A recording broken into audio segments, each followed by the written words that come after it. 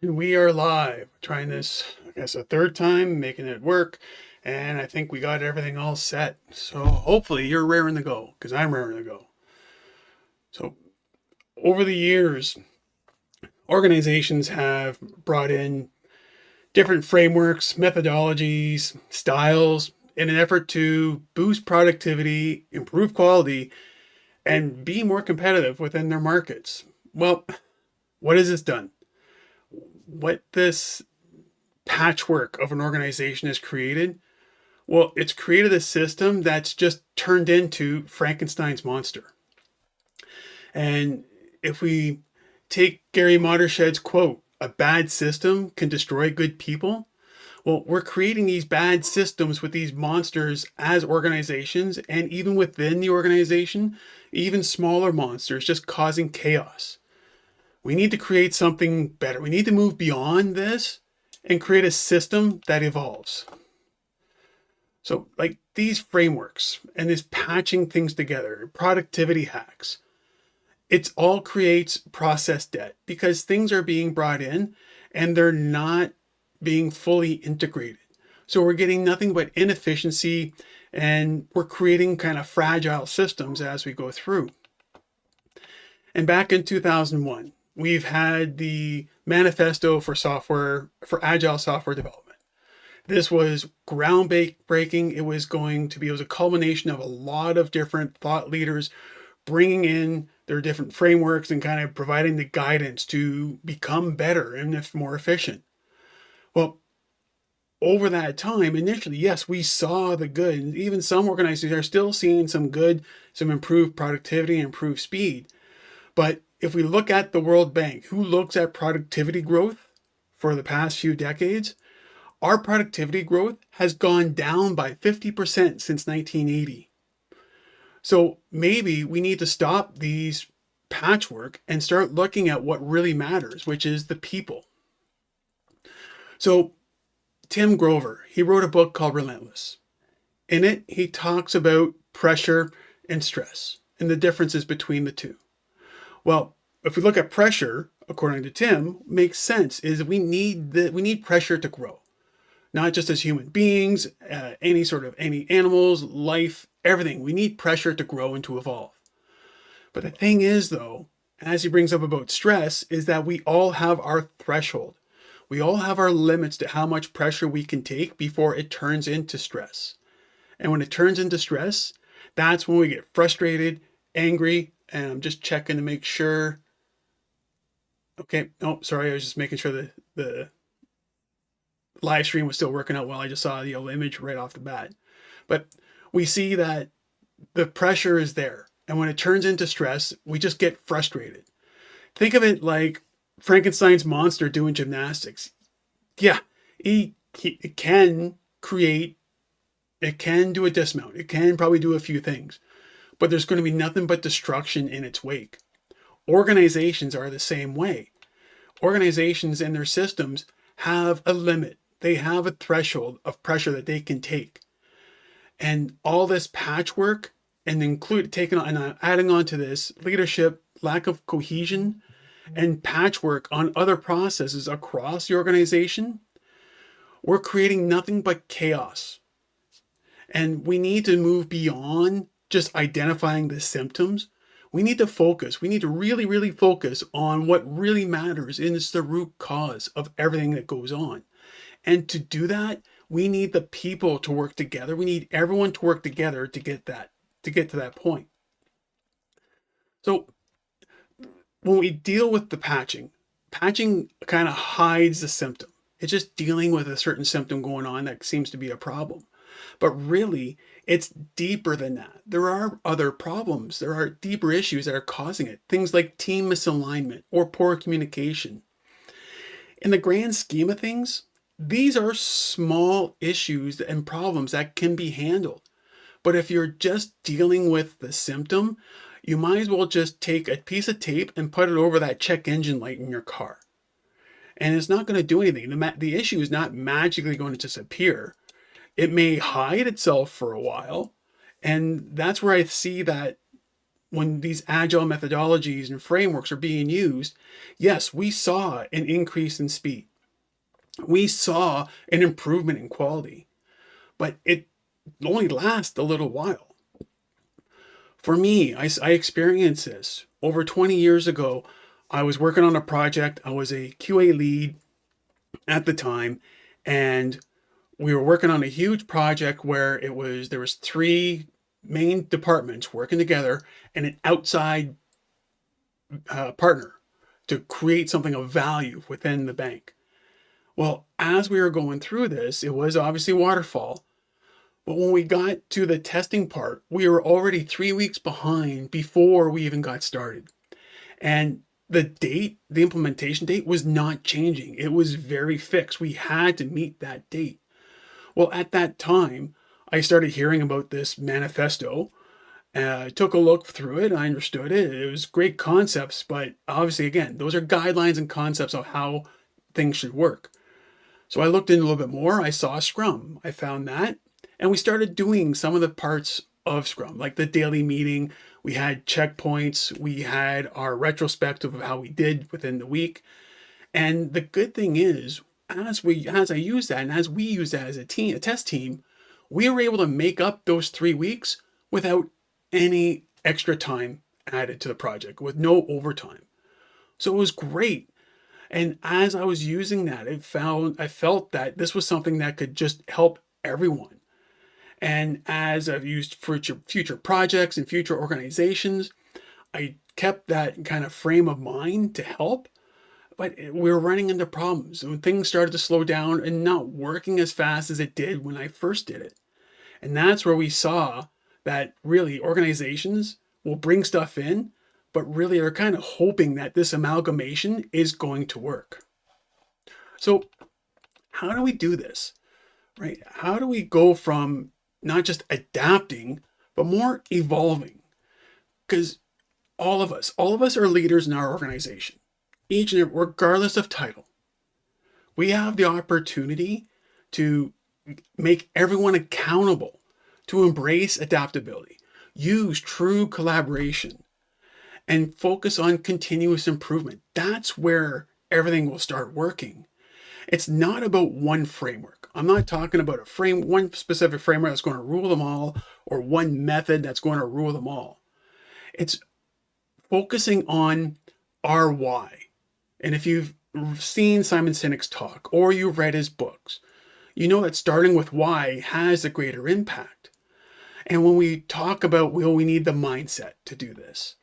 Well, if you look at the definition of mindset is we need a fixed state of mind to focus on this. Well, with that definition and based on the golden circle, mindset really files itself under the what.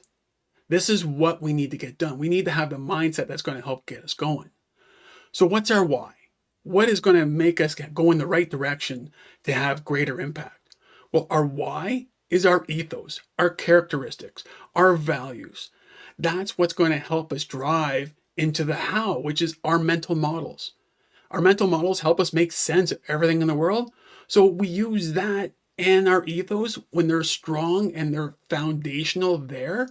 That's going to help build a very strong mindset and push things forward. Right? We want to have the system work for the people and not the other way around. So we got to get past all these labels. Oh, I'm Scrum team. Oh, this is how we're going to do this. That's cargo occultism, or you can even use hyper Scrum mentalism was a term I've heard before. And I love that term. You can take Scrum out, put any framework in there. We need to get past all that. What we need to do is we need to focus on the behaviors. That's what's going to help us move past all that. That's what's going to help us be adaptable. That's what's going to help us focus on the outcome. We want to avoid on repackaging things like shift left. Shift left it was brought in back in around the 2000s, and in all honesty, all the guidelines and things they talk about shift left were talked about decades before. So we don't want to avoid stuff like that. We want to focus on what we're doing now and make things now better and what we can do. We want to build a system that empowers people and where they can adapt their tools and processes to them and to the organization, where everyone achieves their goals and everything is aligned. When we empower these individuals and empower the teams, this is what helps them rise above these limitations. This is what helps increase that threshold of pressure so they can keep moving and struggle and surviving and getting things done. So what am I talking about here? How can we move away from this monster? How can we move away from just patching everything together? Well, what I want us to think about an ecosystem. We've all experienced what an ecosystem is, whether in nature, our community, even in our bodies. The success of an ecosystem depends on the interactions of all the elements, not just the parts. So we got to look at organizations as an ecosystem where everything is flowing, because organizations are really built on the humans. They're built on humans that build everything else, that move things forward, that provide the service, that create the products. And humans need communication, trust, and connection. Because without that, you're just running a process and running through it. We're not machines. We don't run through kind of a set of code. We need this connection. We need this ability to trust and build this out. And when we have everything tied together, the teams, the process, and the tools, that interaction, much like an ecosystem, will grow when everything plays off each other in each element. So what's next? How do we get there? Well, I think about this, and this is why I call myself the evolutionary agilist, because it's really about evolving. It's about getting better at what we do and use the agility of what we have as humans, our instincts to be agile in what we do, to build things forward. So here, I'm going to go through 3 principles. And these 3 kind of guidelines and principles, these are old things. These are things that have been around for a while, and we're not bringing anything new. We're bringing in something that can create a good foundation to start building better. And in future talks, I'm going to talk more about how we can add to the layer, add to the foundation, create this better evolving ecosystem. So one of the first things I want to talk about is adaptive leadership. And it's not just leadership as like senior leadership or management. I'm talking about all of us. And I mentioned this earlier. We are all leaders in our organization. So here, it's more about going away from kind of hierarchies and titles and empowering everyone to do what's right for that situation. And adaptive leadership does have things like servant leadership or transformational leadership.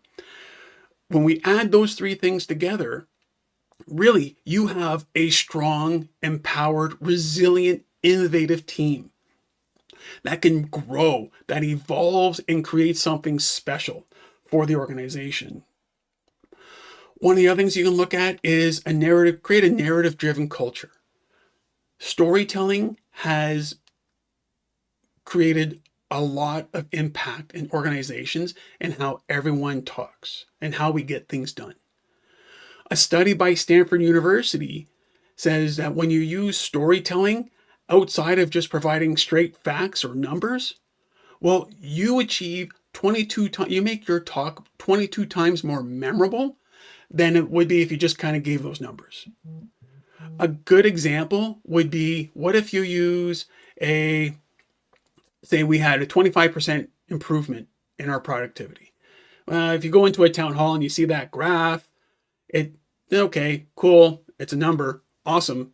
But if you add a storyline to it, saying that the team worked together, they had training sessions, they wanted to improve, they adapted to what we're using to improve our productivity, and it was because of their resilience, that's how we got to that 25% improvement. Just saying that, the teams that were involved with that 25% improvement, it shows that they were heard and people saw what they were doing. So they are more motivated. They are more engaged in what's going on.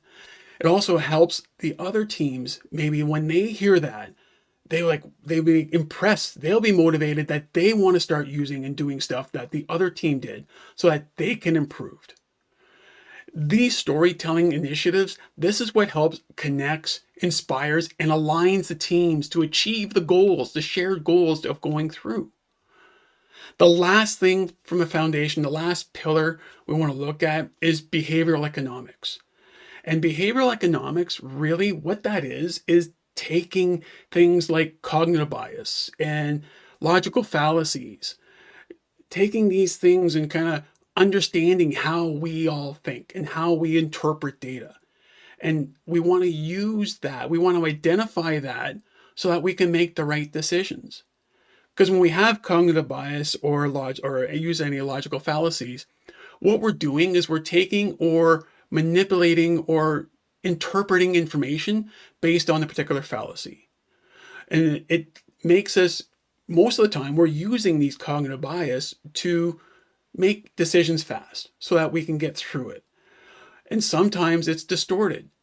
Nothing like, same as if we won't go into a funhouse. Okay, funhouse set of mirrors. All those mirrors distort our image. Yes, and we understand that. But what happens is we understand that what we're seeing is distorted. We understand what is happening is not real. It's not true to what we're doing and what's going on. Unless we look at a flat mirror, then we see this is the real information and data. We have biases like confirmation bias or anchoring or loss aversion. Those biases take information and distort it in such a way where we want to kind of have it fit the narrative, so to speak. So we want to take that and move away from that. We want to move away and create something where we can take that information and create something special. We want to design an environment where we can make the right decisions at that time. So these principles, these are the foundation. This is what will help us create meaningful change by bringing more the people aspect into the problem.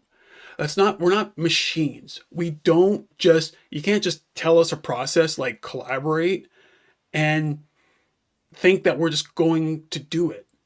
We need to understand, we need more information than that. We need to help build a connection, because that's where collaboration works, is when you have the connection, when you have the trust in people. And that's going to help create more conversations and create something special for everyone. So we need to focus on this. And what can we do to help build this ecosystem? What are the things that you can do right now to start getting something evolved? Going away from that undead monster and creating a nice evolving environment. Well, one of the first things you can do is create a change catalyst team. And I know I've been a part of this. I've seen like a change team come in where it's just a specific team that tries to bring in change. And most of the time, some of the times it will work. But most of the time, from my experience, it doesn't. Partly because these are teams that are sort of seen that they're kind of in the ivory tower and they're kind of doing the processes, doing the changes. And when we see people in an ivory tower, then it's the message that they bring forward is not going to be heard, is not going to be understood. So we want to build something where you have a team that's more diverse.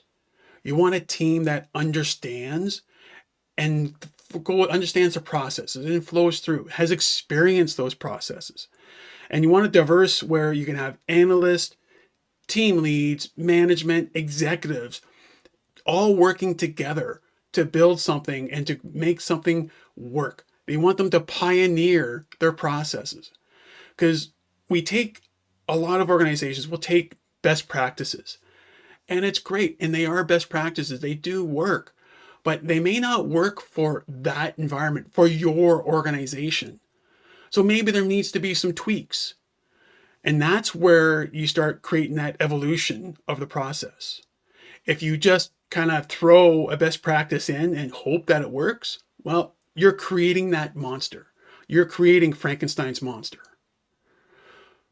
So to build on this change catalyst team is have a hackathon. Call it the Future of Work Hackathon.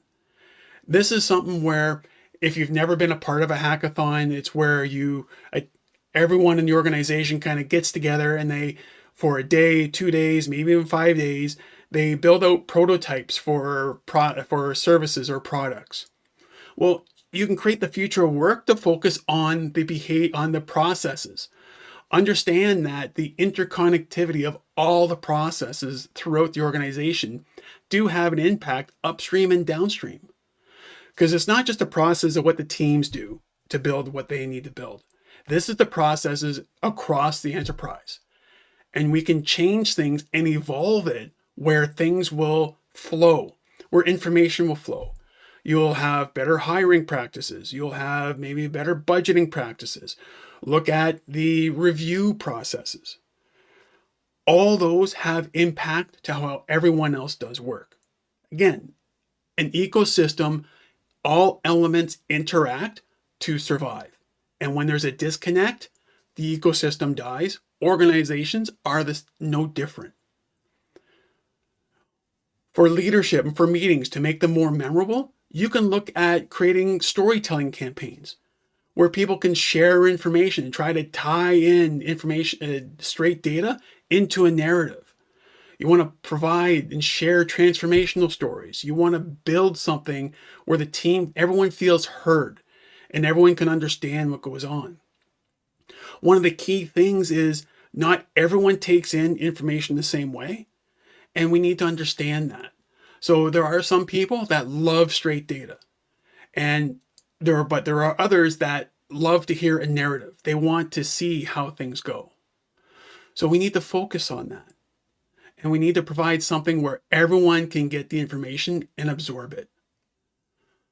One of the things also is identifying those cognitive bias. Create experiments where you can identify them, where you can mitigate them, and maybe even share the story as to how they're mitigated and how you can move through it. Because when we do all this, right, we're all going to move away from the chaos, away from the monster that's causing us to be frustrated, into a more successful, adaptable ecosystem. So here are your call to actions. We talked about the things that can be done, but I have a question for you, right? How do we take what we've just talked about today and put into action? How do you take what I just brought up today and you create that dynamic ecosystem? You want to be able to build organizations where adaptability and collaboration build out our outcomes. Because this is creating an ecosystem like this is going to take time. And again, this is why this is why our ethos, our characteristics, our values play a very big role, because that's how we're going to build out this change. So this is where the real work begins. Thank you. I will have my next series out in the next little bit. Have a good day. Have a good time.